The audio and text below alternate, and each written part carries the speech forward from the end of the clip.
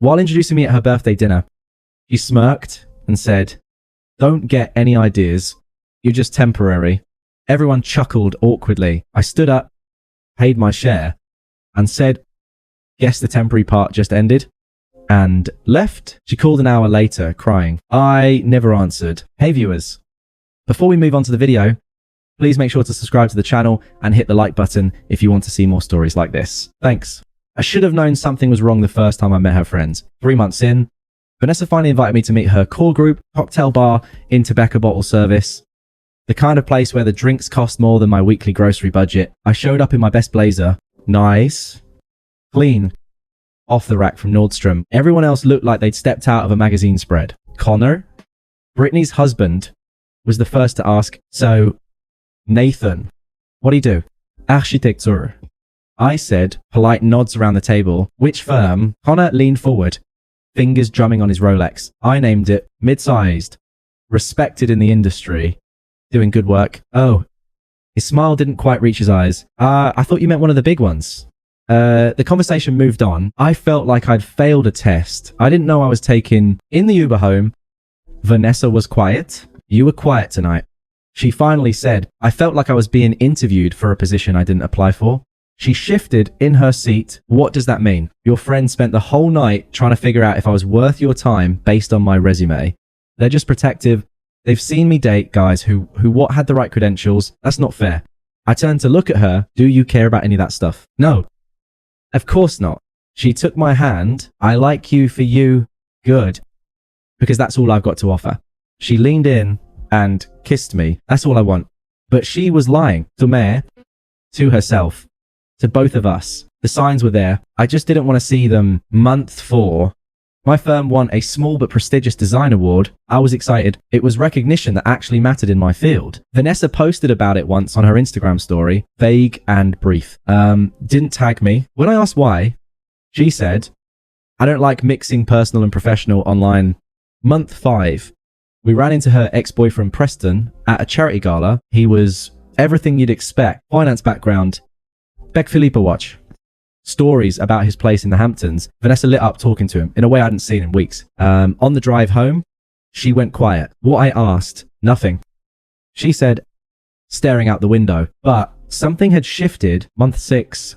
My parents visited the city. I've been wanting Vanessa to meet them properly. She agreed, but seemed uncomfortable the whole time. My dad talked about his years working at the machine shop. My mum talked about their small apartment in Queens. Vanessa smiled politely and checked her phone every few minutes. Later?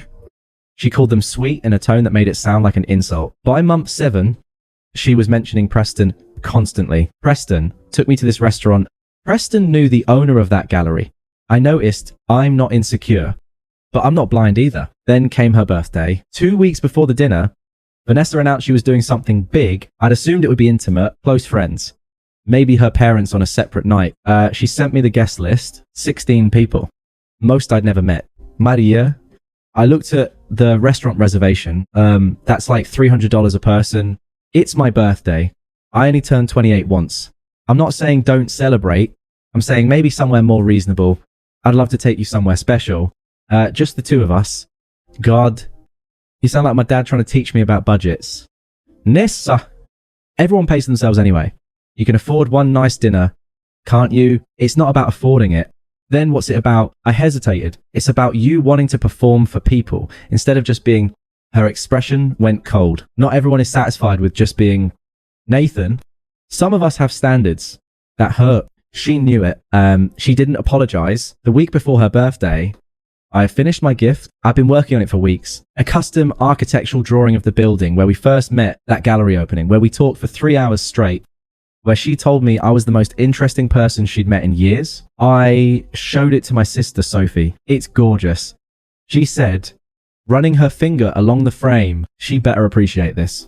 She will. Sophie looked at me for a long moment. Nat, can I ask you something? Are you happy? What kind of question is that? Ariel 1, because from the outside, it looks like you're trying really hard to make someone happy who doesn't try back. You don't know her like I do. Maybe. Or maybe I see her clearer because I'm not in love with her. I didn't have an answer for that. The night of the dinner, I arrived at Maria in my best suit. The restaurant was stunning, floor to ceiling windows. ocean murals. The kind of place designed to impress. Vanessa's friends were already there. Champagne flowing freely. She was in a designer dress I'd never seen. Definitely new. Definitely expensive. She kissed my cheek, not my lips, and took my wrap gift without really looking at it. Oh, you can just put that on the gift table. There was a literal gift table, designer shopping bags, Tiffany boxes, Cartier ribbons. My simple wrapped frame looked pathetic next to them. The seating arrangement told me everything I needed to know. Long table. Vanessa at the head, me near the far end. Between Greg, Madison's drunk husband, and an empty chair. Vanessa was surrounded by Brittany, Connor, and people I'd never met. I'd been placed at the kids' table. The first hour was death by 1,000 cuts. Greg turned to me once. So, architect, that's cool. Like, you design houses, commercial buildings mostly. We just finished yeah. Cool. Cool. He was already looking away from down the table. Madison's voice carried, Vanessa. I remember when Preston took you to Cipriani for your birthday. That was so romantic. Vanessa laughed, didn't correct her, didn't mention me. God. I miss Preston. Brittany said, he was so fun. He was also a narcissist. Vanessa replied, but a rich narcissist. Everyone laughed. I felt my jaw tighten. Connor eventually addressed me. So, Nathan, what do you drive? The question was a trap. Everyone at the table knew it. Honda Accord. Reliable? Greg clapped me on the shoulder. Can't go wrong with Honda. The condescension dripped from every word. I just got the new Porsche, TYOM. Connor said, electric. 180美元. Ling, ling, ling. Why would anyone say that? Because I couldn't. Vanessa was on her 4th glass of champagne when Preston walked in. Preston. She practically shouted his name. She got up, hugged him too long. He made the rounds. Gave me a good to see you, man, without actually seeing me. And took the empty seat next to Vanessa. I watched them talk. She was animated, touching his arm, laughing too loud. She hadn't looked at me in over an hour. Dessert was being served when Brittany stood up with her glass. Okay. Speech time. Everyone groaned good-naturedly. I just want to say happy birthday to my best friend, who is gorgeous, successful, and way too good for most of the men in this city. Laughter rippled around the table. But she did bring a date tonight, so let's meet him properly. Nissa, introduce your boyfriend. Is that what we're calling him? Vanessa stood up, unsteady on her heels. Glass in hand. Okay. Yes. Everyone, this is Nathan. She gestured vaguely in my direction. A few people waved. Nathan is, well, he's my boyfriend. She made air quotes. People laughed. I went very still. But seriously, Nate. She was looking at me now, smirking. Don't get any ideas. You're just temporary. The table went quiet, not silent, but uncomfortable. Vanessa. Madison started, well, I'm being honest. That's healthy, right? Communication. She looked at Preston. I mean, comment on, look at him. He's sweet. He's fine, but he's not exactly. She gestured at Preston, at Connor, you know, he's not the end game. Brittany tried to laugh it off. Oh my God. Nissa, you're terrible. He's like a palate cleanser. Vanessa continued, gaining momentum. You know, when you eat sorbet between courses, that's Nathan. He's the sorbet between the real meals. A few people laughed nervously. Ethan, the one gay friend in her group, looked horrified. Preston was smirking. My face was stone. What did you call it? A bridge boyfriend. That was a joke. Well, it's true. He's a bridge from Preston to, whoever's next. She laughed. God, that sounds mean, but it's not mean if it's true, right? Nate, she was looking right at me, expecting me to laugh along. Is that what you think I am? My voice was quiet. Oh, don't be sensitive. You knew what this was. No, I really didn't. Come on, be honest. Did you really think we were going to get married? You're an architect who drives a Honda. She gestured at herself. At the opulent table. It was fun. But like, let's be realistic. Dead silent. Preston smirked. Harshness. I'm just being honest for once. Everyone else is too polite to say it. But we're all thinking it. Ethan put down his fork. Vanessa? Stop. What? He's a grown man. He can handle the truth. She turned back to me, right? Nate, you can handle it. I stood up, calm, controlled. Every eye at the table turned to me. I pulled out my wallet and counted exact cash, my meal, my drinks. Generous tip, placed it on the table in front of my plate. You're right, about one thing. I said, what's that? I can handle the truth. Nate. Sit down. You're making a scene. You just called me a palate cleanser in front of 16 people. The scene's already been made. Her face shifted, nervous. Now, I was joking. God, can't you take a joke? Were you joking when you said I'm not the end game? Or when you said I'm temporary? Or when you wondered out loud if anyone at this table actually thought we'd get married? She had no answer. I looked around the table. Did that sound like a joke to any of you? Silence? Ethan shook his head slightly. Preston was still smirking. Here's the thing. Vanessa? I kept my voice level. You're absolutely right. I'm not your end game. Because you don't get to decide my end game anymore. I do. Nathan. Wait. She stood up, panicking. I've spent 8 months trying to be good enough for someone who just announced to everyone here that I never was and never would be. I didn't say that. Yes. You did. You just didn't expect me to hear it like that. You expected me to sit here and take it because I'm just temporary. And temporary things don't get a say. You're overreacting. I walked to the gift table and picked up my wrapped frame. I made you something. Spent weeks on it. But you know what? You don't deserve it. Nathan, please. I looked at her one more time. She was crying. Now, mascara, running. Guess the temporary part just ended. I turned to the table. Enjoy your dinner. I walked out, didn't rush, didn't slam anything, just left. I sat in my car in the parking garage for 20 minutes, hands on the steering wheel, breathing. I wasn't crying, wasn't angry, just clear. I unwrapped the gift I'd made her. The architectural drawing really was beautiful, detailed, professional. Hours of work. I'd keep it for myself. I drove to Marcus's apartment. My best friend took one look at my face and said, what happened? I told him everything. Word for word. Jesus Christ. He said, when I finished, yeah. So what are you going to do? Nothing. Nothing. What's there to do? She said what she thinks. I left. It's done. Marcus leaned back on his couch. She's going to call probably. Are you going to answer? No. Not even to hear her out. Marcus. She called me a palate cleanser in front of her ex-boyfriend. In front of people I've spent 8 months trying to impress for her sake. What's there to hear out? An apology. An apology for what? For saying what she actually thinks. She did me a favor. She was honest for the first time in our relationship. You're really done. I'm really done. He studied me. You? Okay. I thought about it. You know what? Yeah. I actually am. I feel lighter. A 4:07 M. My phone started ringing. Vanessa? I let it go to voicemail. Marcus watched me. You're really not going to answer? No. She called again at 1052. Voicemail again. This time, she left a message. Nate. Hi. It's me. I think maybe we should talk. I was drinking and I said some things that came out wrong. You know how I get when I drink? It was supposed to be funny. Everyone was laughing. I was just, I don't know, playing to the crowd. Can you call me back? Please. I deleted it without finishing. She called again at 1147. Nathan? Please. I'm sorry. Okay.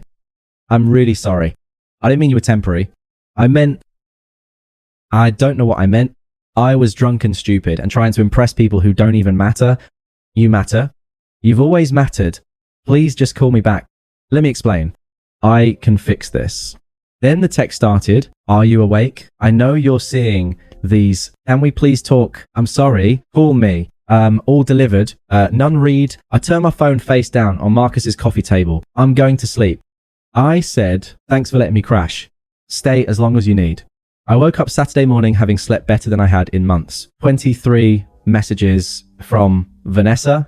6 missed calls. I didn't read them. Didn't listen to the voicemails. Marcus made coffee. What's the plan? Go to my place. Get some things. Stay here a few more days. If that's cool, stay as long as you want.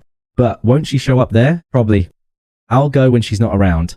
By Sunday, Vanessa's texts had shifted. You're really going to ignore me over a joke? This is childish. We need to talk like adults. Then my sister called. Did Vanessa just call you? I asked. Yeah.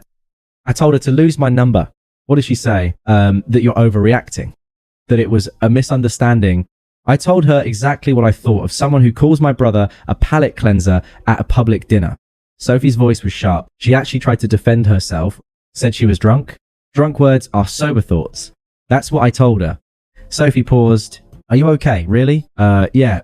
I really am. Good? Because you deserve someone who's proud to be with you. Not someone who treats you like a dirty secret until she can upgrade. Over the next week, Vanessa tried everything. Apologetic texts. Angry texts. Emocional manipulation. She showed up at my apartment. I wasn't there. She called my office. The receptionist took a message. I didn't return it. She sent flowers to my work. I had them donated to the hospital. On day 6, an email arrived. Subject, please read this. I read it twice. It said everything I might have needed to hear 8 months ago. Admission of her insecurity. Her need for approval. How I'd made her feel like she could be different. But she'd been too scared. You were never temporary to me. I was just too much of a coward to admit that you were exactly what I needed. I felt nothing. Marcus found me staring at my laptop. What did it say? Everything I needed to hear 8 months ago. Nothing I need now. I deleted it. The consequences for Vanessa came faster than I expected. Ethan stopped answering her calls. He'd witnessed the dinner, been disgusted by it. Madison grew distant. Her husband, Greg, had apparently told her the dinner was brutal and he'd lost respect for Vanessa. Even Brittany, her best friend, said that was really harsh. Baba, like really harsh. Connor, Brittany's husband, actually ran into me at a work event 2 weeks later. Hey man, he said, pulling me aside, just wanted to say what she did was up. Some of us saw that. I appreciated it more than I expected to. Vanessa, desperate and lonely, reached out to Preston. They met for drinks. He made a move. She let him. She woke up the next morning to an empty bed and a text, fun catching up. Let's do it again sometime. She told me this later. Much later. She said that's when she understood. She'd made me feel exactly how Preston made her feel. Used. Temporary. Convenient. I didn't stay at Marcus's forever. After 2 weeks, I went back to my apartment. Back to my life. Work gave me a major project. A museum renovation. I threw myself into it. I went to the gym regularly, something Vanessa had always discouraged. Too much time away from me. She'd say, I had dinner with my parents. They knew what happened. My dad put his hand on my shoulder and said, a man who knows his worth doesn't beg to be valued. I took the architectural drawing I'd made for Vanessa and redid it, not the building where we met, but my parents' first apartment building in America, a tribute to real love, real sacrifice, real value. I hung it in my living room. Month 2. I heard through mutual friends that Vanessa's job was struggling. One of her major clients, someone who'd been at the birthday dinner, had requested a different account manager. Her boss was concerned about her professionalism. Her parents, who'd heard about the dinner, cut her allowance. We didn't raise you to be cruel. Her mother had apparently said Vanessa had to move to a smaller apartment in a less trendy neighborhood. The story spread through her social circle. She became known as the woman who publicly humiliated her boyfriend. Men she tried to date had heard about it. One actually asked on a first date, are you the sorbet girl? She left in tears. Month 3. She texted me, you have some things here. When can I drop them off? It was the first message I'd responded to in months. Leave them with the building manager at my address. Can I bring them to you? I'd like to talk. No, please. Just 5 minutes. There's nothing left to say. Leave my things with the manager. She showed up. Anyway, my building manager called me. There's a Vanessa Chun here with a box. I told her to leave it with you. She's asking if I can buzz you. Says she just needs 5 minutes. Tell her, no? If she doesn't leave, call building security. She waited in the lobby for 30 minutes. I never came down. I watched from my window as she finally left, carrying the box back to her car, crying. I felt nothing. For months after the dinner, my museum renovation project was featured in a public exhibit. My firm was proud. Local architecture magazines were covering it. It was a big deal. The opening was packed. My colleagues, my parents, Sophie and her husband James, people from the industry I respected. I was standing near one of my renderings, talking to a journalist about the design choices. When I saw her, Vanessa, she stood near the entrance, scanning the room. When she spotted me, she froze. I turned back to the journalist. and finished my thought. She waited. Eventually, she approached. Hi. She said. I turned, no emotion on my face. Vanessa, I saw the exhibit was happening. Your work is beautiful. Thank you. Awkward pause. How have you been? Good. Booser. I can see that this is amazing. Nathan, really? You should be so proud. I've been thinking about you. Okay. She looked frustrated. That's it. Just okay. What do you want me to say? I don't know. Something. Anything. You were with me for 8 months. And now you look at me like I'm a stranger. Vanessa. You called me a palate cleanser at your birthday dinner. What did you expect would happen? I expected you'd let me apologize. I've tried for months. And I heard you. I read your email. I got your messages. And you just ignored them. Yes. Why? Because an apology doesn't undo what you said. It doesn't change what you actually think of me. I don't think that anymore. I was wrong. I looked at her, really looked at her. You weren't wrong. Vanessa, you were honest. For the first time in our relationship, you said what you really felt. I'm just sorry it took you getting drunk at your birthday dinner to do it. That's not fair. People say stupid things when they're drunk. Drunk words are sober thoughts. God, everyone keeps saying that she was crying. Now, because it's true, you said I wasn't the end game, that I was temporary, that I'm not the type of guy you end up with. I was trying to impress people who don't matter, but they do matter to you more than I did. And that's fine. But I'm not going to be with someone who's ashamed of me. I wasn't ashamed. Yes. You seated me at the end of the table. You barely talked to me all night. You compared me to Preston in front of everyone. You told 16 people that I was a placeholder until someone better came along. I know. Her voice broke. I know I did. And I've regretted it every day since I believe you. Then why won't you give me another chance? Because I don't want one. She looked like I'd slapped her. You don't know. I spent 8 months trying to be good enough for you. Trying to fit into your world. Trying to impress your friends. And the whole time you were embarrassed by me. That's not true. You never posted a photo of us. You forgot to invite me to things. You made excuses for why I couldn't meet your parents properly. Every time we were around your friends, you'd introduce me like I was your assistant or something. I'm different now.